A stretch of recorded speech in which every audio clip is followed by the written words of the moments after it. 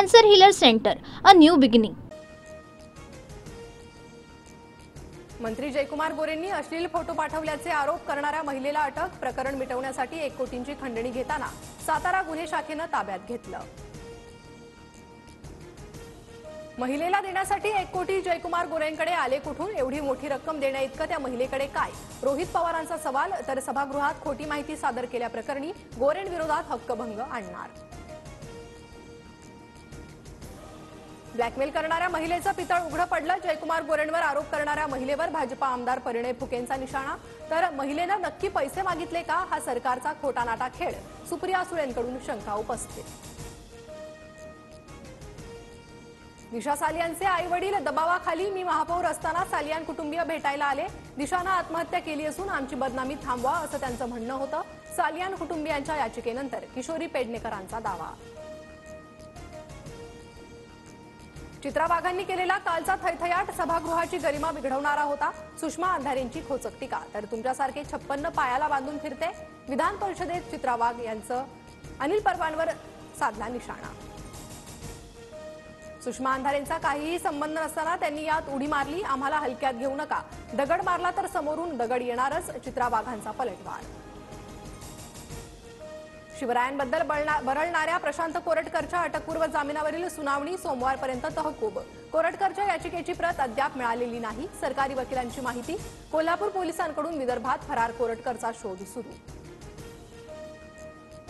परभणीमधील सोमनाथ सूर्यवंशींच्या मृत्यू मारहाणीतच न्यायदंडाधिकाऱ्यांच्या अहवालात पोलिसांवर ठपका. गोपनीय अहवाल राज्य मानवाधिकार आयोगासमोर सादर. सर्व पोलिसांना नोटीस बजावून उत्तर देण्याचे आदेश. पोलीस भाजपच्या इशाऱ्यावर काम करतात. पोलिसांकडून खून करवून घेणं सुरू. टेरर हाच भाजपचा मंत्र. संजय राऊतांचा गंभीर आरोप. सखोल चौकशी करून दोषींवर कारवाई करण्याची सरकारची भूमिका. सोमनाथ सूर्यवंशी मृत्यू प्रकरणातील अहवालावर भाजपा आमदार परिणय फुकेंची प्रतिक्रिया. सर्वजण अलर्टवर रहा. गडबड करू नका. वादात अडकलात तर मंत्रिपद गमावून बसाल. अजित पवारांचा राष्ट्रवादीच्या मंत्र्यांना सूचक इशारा. नागपूर हिंसाचारातील अटक झालेल्या आरोपींची संख्या 100 पार. सायबर पोलिसांच्या 4 पथकांसह लोकल पोलिसांकडून अटक सत्र सुरू. फहीम खानसह 29 जणांवर देशद्रोहाचा गुन्हा दाखल. नागपुरातील संचारबंदीचा 5वा दिवस. 11 पैकी 9 परिसरातील संचारबंदी शिथिल. कोतवाली, तहसील, गणेशपेठमधील बाजारपेठ, शाळा बंद राहणार. तणावपूर्ण शांतता असल्यामुळे संचारबंदी कायम ठेवल्याची माहिती. औरंगजेब कबर वादाच्या पार्श्वभूमीवर एनआयए पथक संभाजीनगरात दाखल. खुलताबाद परिसराची पाहणी. जालना परभणीतील हालचालींवरही लक्ष.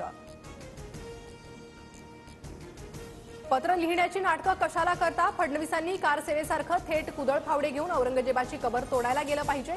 संजय राऊतांनी डिवचलं.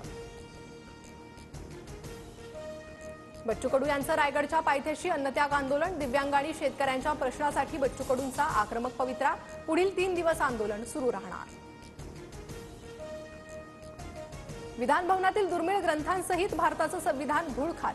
मंत्र्यांची दालनं चकाचक. दुसरीकडे दुर्मिळ ग्रंथ अडगळीत. विधान भवनातील अमूल्य ठेवा असलेल्या ग्रंथालयाकडे दुर्लक्ष. मुंबईजवळ ग्रीनफील्ड द्रुतगती महामार्गाला केंद्र सरकारची मंजुरी. जेएनपीटी ते चौक दरम्यान 6 पदरी महामार्ग उभारणार. पळसपे फाटा, कळंबोली जंक्शन, पनवेलच्या ट्रॅफिकवर तोडगा. सोयाबीनच्या दरात घसरण. शासनाकडून 4,800 रुपये हमीभाव देऊनही बाजारात कमी दरानं खरेदी. उत्पादन खर्च निघत नसल्यानं शेतकरी अडचणीत. समृद्धी महामार्गावर 1 एप्रिलपासून टोलवाढीचा निर्णय. 19% अधिक टोल भरावा लागणार. संपूर्ण महामार्ग खुला होण्यापूर्वीच एमएसआरडीसीकडून मोठी टोलवाढ. राज्यात उष्माघाताच्या 9 रुग्णांची नोंद. गडचिरोली, पालघर, लातूर, नांदेडसह नाशिक, धाराशिव आणि ठाण्यातील रुग्णांचा समावेश. उष्णता जास्त वाढल्यानं आरोग्यावर गंभीर परिणाम. मुंबईत प्रवाशांची लूट आणि भाडे नाकारणाऱ्या रिक्षा टॅक्सी चालकांवर कारवाई करण्यात येणार. मुजोर चालकाविरोधात व्हॉट्सअॅपवर तक्रार करता येणार. परिवहन मंत्री प्रताप सरनाईकांची माहिती. Cancer Healer Center, a new beginning.